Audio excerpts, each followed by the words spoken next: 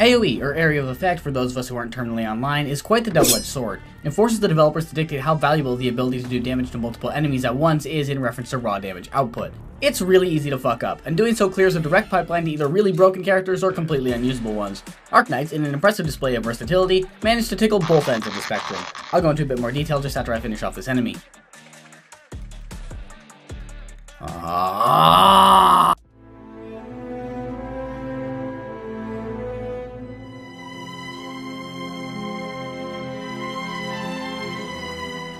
They've got a range smaller than an alpha male's penis, deal such woeful damage they might as well not be doing anything at all, and take a goddamn smoke break between each attack.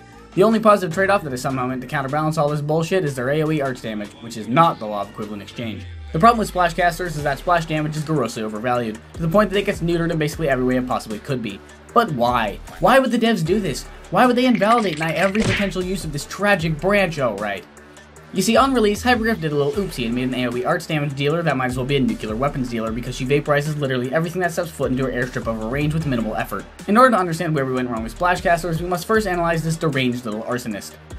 Once upon a time, some people actually thought Ifrit was situational, or only useful in some stages. As it turned out, those people were stupid, and that notion couldn't have been more wrong. As long as enemies exist within her range, she will absolutely melt them, even if she's only got one tile to do it.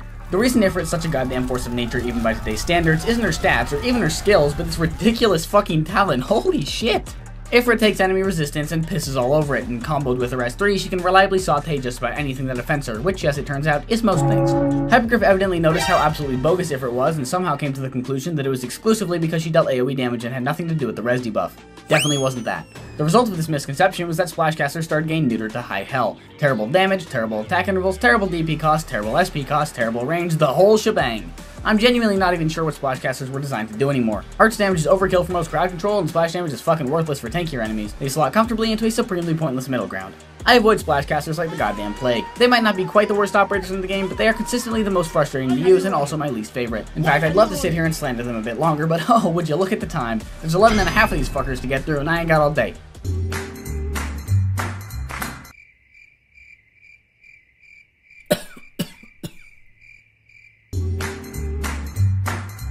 When you first start the game, PRTS forces you to do a pull so you can learn how to select buttons properly and get hooked on acquiring anime PNGs. Yutano was the first operator I ever headhunted.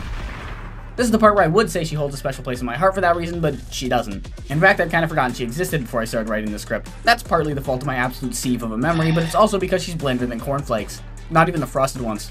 The name brand. They're great! Now, I know Jutano's already not in a great place, but let's make it worse anyways. God almighty, she's bad. She's so bad, like borderline unusable. Her S2 eats a metric fuck ton of SP, also she can not do anything for 30 seconds and then stun herself. If there's one positive takeaway here, it's that the self-stun doesn't really end up mattering since her DPS when doing literally nothing is equally as efficient as when she is. This guy fucks men. He fucks men. I couldn't tell you exactly why I like Leonhardt, but I do. He exudes this raw, homoerotic aura. It's truly artistic. As far as splashcasters go, Leo the Rabbit is actually pretty damn good, which means he's technically a baseline functional operator. His skill 2 boasts a res debuff, which will never not be good, and shockingly decent uptime despite being instantaneous. All that to say, you can use him and he won't actively disembowel your strategy just by existing. And frankly, that's more than I can say for most splashers. Did you know that Skyfire canonically burns off all her clothes whenever she uses her arts? That's weird, right? Like, what about Blaze? Did they make her shit fireproof? Like, why can't they do that for Skyfire too? Seniority? Do the perks of being an elite operator involve graduating from exhibitionist status? And if somebody's canonically going to war in their birthday suit in this game, did it really have to be an operator drawn by Toki? Nobody wants to see that. Skyfire is funny to me because the rest do summons fucking meteorites. Gigantic space rocks hurtling in from the upper stratosphere at Mach fuck, and they don't even one-shot fodder enemies. She barely does more damage than the bitch hitting people with a fucking flag. I swear to God, this game is impossible to power scale. So now's as good a time as any to remind you all that you should not be using my videos as a guide. Not only because I'm a fucking moron, but also because I started playing this game like 8 months ago and obviously don't have every character, let alone every character built. Introducing Racket's handy dandy legitimacy gauge, which tracks how much I actually know about a given character because I am not, in fact, omniscient. And there's a lot of other stuff going on in my brain, okay? An Iguana means I suffer a nervous breakdown without them on my roster, a Fungus means they're gathering more dust than the old operator management tab than your grandmother's antique mahogany dildos, and a Waffle iron means I don't have them and don't care to change that. If any part of that doesn't sound intuitive, fuck you, this is the definitive ranking system.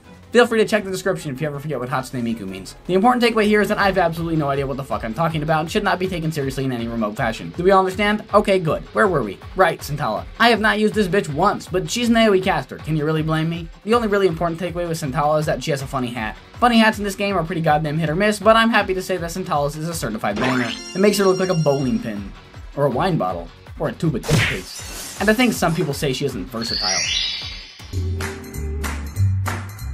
Gray's an electrician. Fucking nerd. I really don't like Gray, and I couldn't tell you why. I just don't like kids, I guess. Fuck kids. I feel like I should clarify that was an opinionated statement and not a command. Okay, story time. 2 months after I started playing the game, I was playing through the Jessica Alter Red Dead Redemption event that I can never remember the name of and getting my ass beat by Cliff. Free of charge, I might add. Being the gigantic loser I am, I caved in and looked up a guide, but instead of low rarity, I ended up with a super sweaty one with logos and GG and shit. So watching this guide, eventually my 2 neurons collide and I realized the reason my squad sucks ass is that I have literally no casters build. Not one. Haha. Oopsie. And so the first caster I ever built was Lava. And that went about as well as you'd expect. I actually do like her, she's relatable, but you know, she's also a 3-star splash caster. Any enemy she'd actually have the firepower to kill would be long gone by the time you finished mortgaging your house in order to deploy her. Lava the Purgatory, on the other hand, is also a splash caster. Very creative, guys. She's just Lava if Lava was a 5-star, which in this case isn't a hypothetical because she is. Purgatory is technically better than Lava, but that's by virtue of Lava being complete ass. It says nothing about larger-than-life Lava. Both variations of Miss Molten Rock Sludge are terrible, but Purgatory's design and name are cool as fuck, and at the end of the day, isn't that what really matters? Does anybody actually care about Pith? You can't get her in normal gameplay, and she's named after the nasty fucking congealed cum strips on oranges. There's literally nothing else interesting to say about her. It's pretty pathetic. Oh, what am I even doing here? Mastema is only even kinda usable because of her modules. Module-less Mastema is about as useful as a wet blanket in winter. Fortunately for her, both of her 2 modules actually do what modules are supposed to do and make her significantly better. Her X module increases her own rate of SP generation. That's a benefit that would be really solid on just about anyone, only in Mastema's case it's basically mandatory because what the fuck?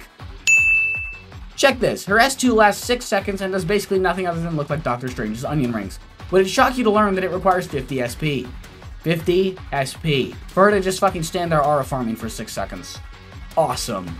Her second module buffs her other talent, increasing both its global slow as well as its unglobal slow. Yeah, that's good. Basically, Mastema pisses molasses all over the floor until the ground is stickier than the cuck chair at your local Motel 6. Interestingly enough, this slowing effect is either completely unnoticeable or absolutely game-breaking, though it's usually the former. Mastema specializes in exactly one thing, being cool as fuck. Her attacks are cool, her vibes are cool, her tongue is cool. Blue Gatorade flavored. As I briefly mentioned earlier, Mastema's aura farming is top tier. Her time gimmick isn't really all that useful in gameplay, but it looks fucking badass, and really what more could you ask for? So, collab operators. They don't exactly have a great track record, and there's actually a pretty clear-cut reason for that. The devs are too damn faithful to the source material. Most collab operators don't function in Arknights because they're designed to slot into their own fiction. In other words, they're burdened with mechanics that don't make sense in Arknights gameplay.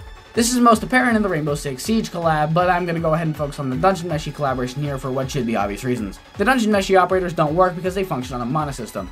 A mana system that we clearly needed because we totally didn't already have an energy calculation process that literally every other character in the game feeds off of as a baseline game mechanic. Mana can be manipulated by a whopping 2 operators. 2 fucking operators. Marcel uses it, Senshi restores it. And Chochuk and Lyles don't even use it at all. Do I even need to explain why this is stupid? Marcel functionally can't use her one good skill more than once per deployment without Senshi, which basically makes her default to Mia Splashcaster Edition, which is not a good thing. On the other hand, however, Dungeon Meshi is a peak show. Dusk is the best sweet sibling, and that's not up for debate. While Shu grows rice, and Yu cooks it, and Nian does fucking whatever it is Nian does, Dusk rots in some dank corner, drinking Monster and drawing hentai. She is unfathomably based. Gameplay-wise, she's not bad, she's just a Splashcaster. So, bad.